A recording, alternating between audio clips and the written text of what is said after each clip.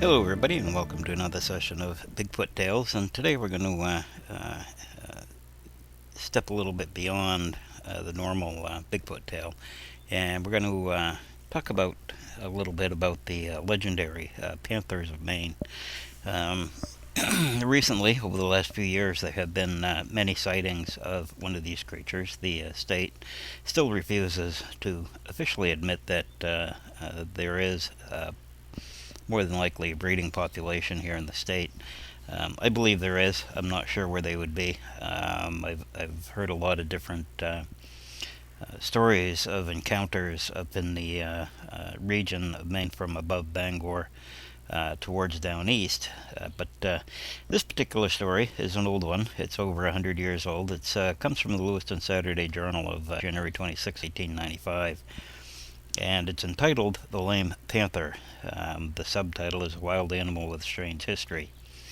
And the highlights of the stories are that he roamed across Maine years ago from New Hampshire to the provinces. And they say a brace of adventures in the Kingsbury Woods, Parkman courting incident. And here's the article. In the journal a few weeks ago appeared an anecdote of a Maine hunter of 30 or 40 years ago who, finding big track of a strange animal in the Katahdin woods, made an immense steel trap, especially for the purpose of capturing him. The trap was carried off a long distance and later was found where the big panther had pulled his foot out of its jaws. This incident was interesting of itself, but when taken in connection with the general account of panthers in Maine between the years 1850 and 1870, it has a peculiar significance. The big panther could hardly go through this experience with the trap without laming him permanently, and curiously enough, a very large, lame panther figures in many of the stories coming from persons encountering it at great distances from the place where the trap was set. These animals have been of such rare occurrences in the Maine woods that the appearance of even one has been a matter of great interest to hunters. Those who are best versed in the history of the woods and their inhabitants can count on their 10 fingers, almost, the times when real panthers have been encountered since Maine became a state. Mr. D.L.Soucy of Newport, whose writings in Forest and Stream and similar journals over the pen name Penobscot have made him widely known as an authority on the wild animals of Maine. He says it has been nearly 20 years since there has been an occurrence in the state of Maine, a well-authenticated instance of the appearance of a real panther, and then there was a large one occasionally met with in the places extending from Oxford County into the Aroostook Woods. A Mr. Emery of Oxford County, who was authority on wild animals in western Maine, in an experience covering many years, had known about 2 or 3 of the animals that ranged for a time through the thinly settled portions of the upper Oxford towns. And the last of these, if the writer remembers correctly, was very large and was lame in one hind foot. The chronicles of the Rangeley region have some account of a large, lame panther, the last ever seen thereabouts. Probably this animal was seen in the mountainous regions between the Kennebec and Piscataqua rivers as often as anywhere. Many of the accounts that relate to the years between 1860 and 1870 place him there.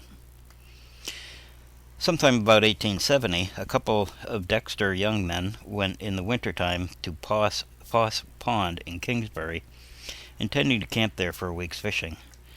The pond is on the south side of Russell Mountain, miles away from the settlements. It is a tolerably lonely place, a deep basin lying in the midst of steep hills, with the mountains looming over them. The young men reached the pond early in the day and spent several hours fixing up a camp and providing a comfortable shelter for their horse. In the afternoon, they went on the pond to set their lines. Even then the shadows were beginning to mark the edges of the western shore with dark lines.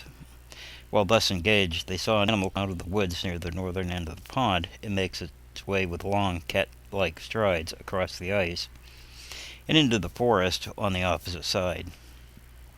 It was tall, lank, and long, and it limped on one hind foot. They had heard of this demon of the forest, and their hair began to rise with electric thrills. The panther did not appear to have seen them, and they kept marvelously quiet lest they should attract his notice. With such good evidence of his presence in their vicinity, they did not hesitate long about what they should do.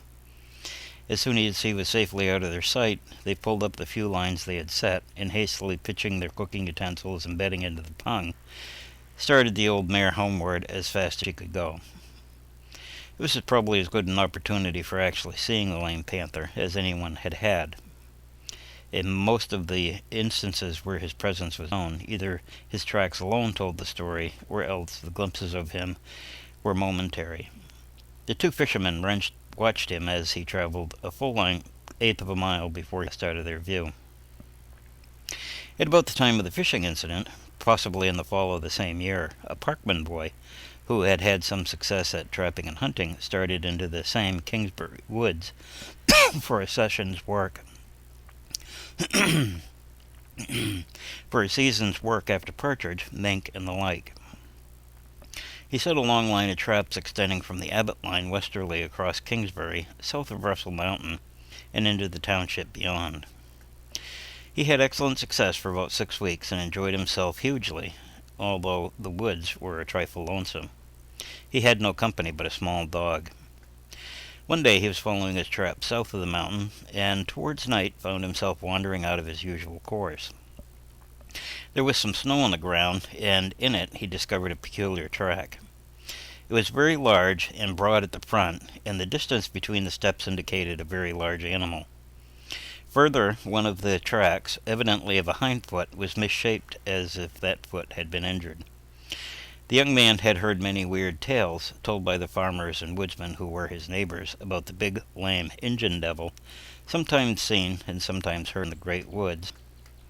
Terrible characteristics had not been diminished any by those who told the stories. Now, here he was, alone in the woods, with that same evil spirit close at hand, miles away from the house of any settler. He knew he was nearby, for the track was still as fresh, and apparently as that of his own dog. He had not thought of being afraid before this moment, since he began his life a hunter. Now he was scared.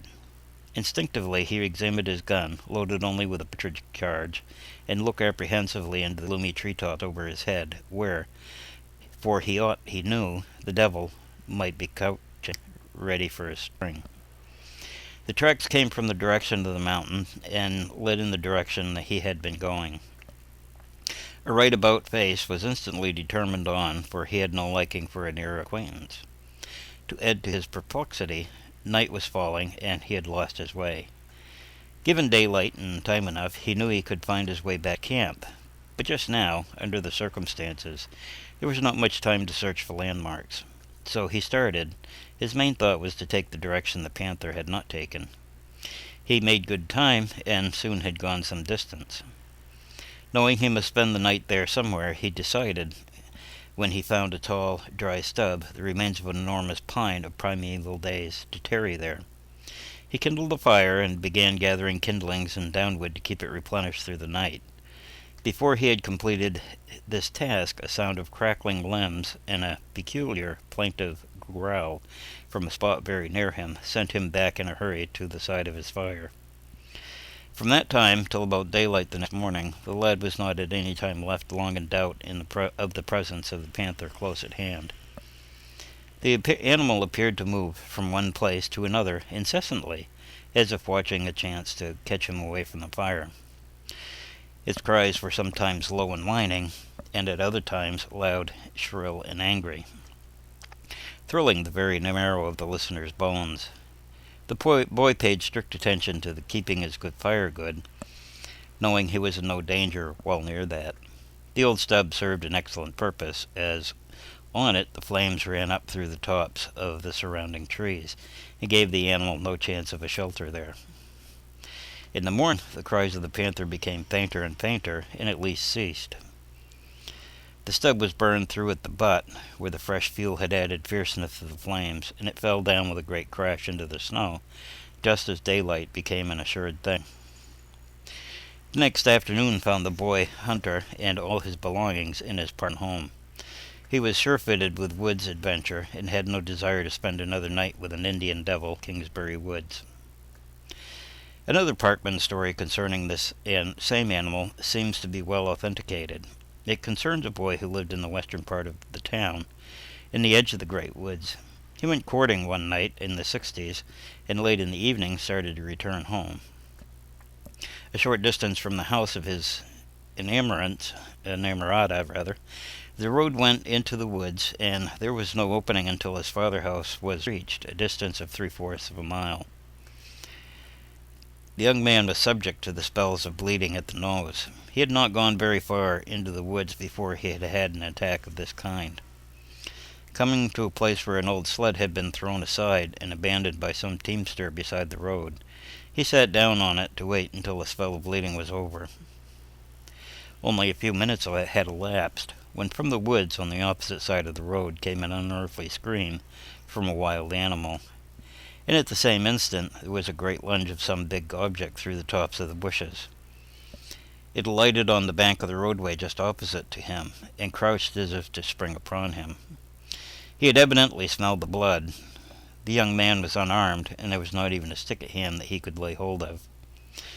There was just moonlight enough to distinguish the big head, glaring eyes, and long, tawny form of the lame panther, stories of which had often made him creep when told by the lumbermen. He was terribly scared, but there was only one thing to do. He rose to his feet as if unafraid and stepped boldly toward the crouching beast. The animal partly rose to his feet, surprised at his approach, and then, giving a turn, leapt back into the woods. The lad ran for home with a speed that would have given him a world championship as a sprinter. He knew from the panther's yells that he followed him in the woods a few rods from the road, nearly the whole distance. As they came near the opening, the beast turned off in another direction that led into the depths of the forest, and soon he heard no more of him. This is the end of the article. It was written by James Vaughn, and again, this is from 1895. And like I said at the beginning there, we have a long history of panthers in the state of Maine, with a very long absence of any sign of this creature here in Maine. But we do have stories coming up in the news and the coffee counters across the state of Maine where so-and-so have seen one of these panthers. I know of some people personally that have seen them, and I have no reason to doubt their veracity. I'm going to say that yes, indeed, we do have a panther population here in the state of Maine. That's one thing we need to be careful of when we go out in the woods, is we're squatch hunting. Is some of the other creatures that are out there. Some of them are not what I would call friendly to us, and at certain times of the year they can be even less friendly than normal. But I think one of the things we have to pay attention to as we go through life is, we need to look at some of these stories, take some of them for a grain of salt, but we do have to remember that when you dig down through a lot of these stories, most of them actually have some sort of origin in truth.